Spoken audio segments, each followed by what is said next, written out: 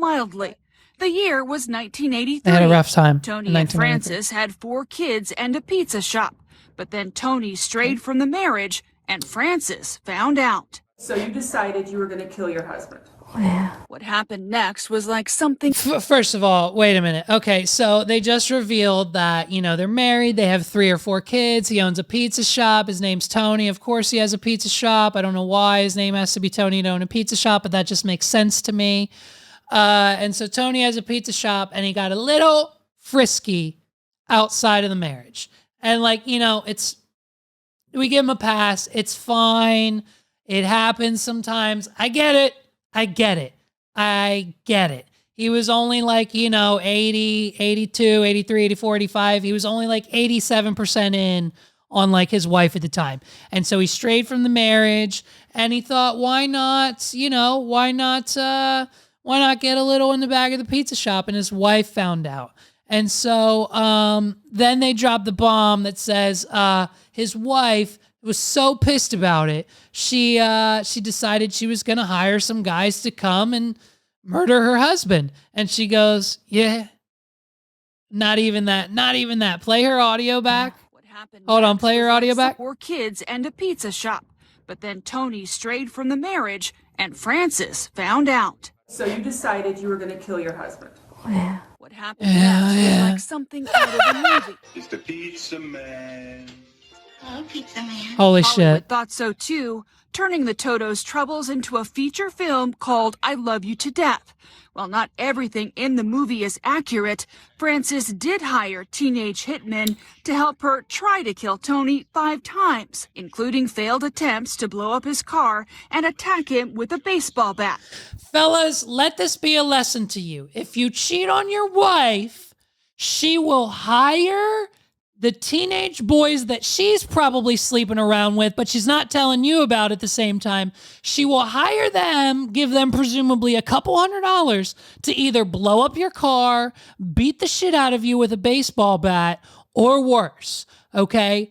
If you cheat on your wife, she will attempt to murder you. Unless you found the 5% that will not do such a thing, good for you. But if you haven't, just know, fellas, you know, look at your wife right now. Look at your wife right now.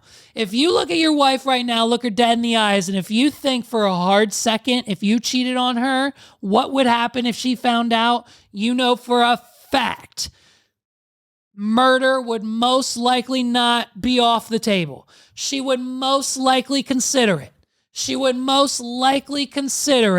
At some point. At some point, she'll most likely consider killing you when she finds out you may or may not have strayed from the vows that you gave her on your wedding day. One night, Frances put a bottle of sleeping pills in Tony's food, and then the hitmen shot him. Twice, one in the back of my head and another bullet went right through the chest. And the one in his head is still there. Or she'll try to overdose you. She'll try to straight up Epstein you, baby. She'll try to take you into the jail cell where you're supposed to be alone and can't possibly kill yourself. And boom, bam, you're dead asleep. You fall asleep. You have a heart attack in your sleep from all the sleeping pills. And they think you died of old age and they don't think anything of it. Or maybe they think it was just a suicide because you took so many pills. Or they found out it doesn't matter. She tried to overdose him. And then while he was on such a heavy dose of sleeping pills, the thugs came in to finish the job, shot him once in the back of the head and once in the back, and Tony is now dead.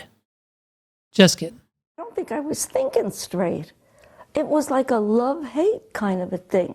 Yeah, no shit, bitch. She wasn't thinking straight. Listen to me. If Meg's ever, now listen, if I cheat, it's my fault. But if for any other reason Meg's ever said, I don't think I was thinking straight when I told those guys to shoot you in the back of the head, you know what I mean?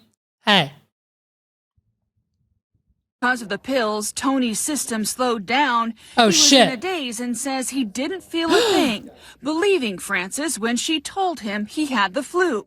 After 5 days, police found out about the plot and arrested Frances and the teenage hitman. Tony spent 12 days in the hospital. The first thing he did when he was discharged was bail out Frances. And then we both cry and we said to each other, you know, from now on, let's talk, let's communicate better.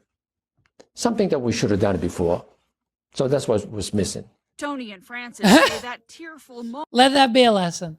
Let that be a lesson. Let that be a lesson. You cheat on your wife. She tries to kill you. The sleeping pill she gives you numbs your body and whatever else, stops your blood flow, slows it down. Your blood's so thick that the bullets are, you're fine. They get you to the hospital. You're fine. In and out of surgery, a bullet in your brain. You're going to be fine for the rest of your life. Don't worry about it. She goes to jail for a few years. You bail her out, but she goes to jail for a few years because it was a crime, unfortunately. They talk every day on the phone while she's in jail, and then she gets out. And now they've been together for 57 years. Let that be a lesson, folks. It's not all that bad if your wife tries to kill you. You cheat, she attempts murder, she either gets away with it or not, and if she doesn't, there might be a way to fix it. Let that be a lesson for all you cheaters out there, okay? And I mean, it's a love story. And honestly, the bottom line is communication's key. If you're not communicating with your partner, she's going to shoot you in the back of the head. Talk to your partner, or they'll shoot you in the back of the head, is the underlining message here.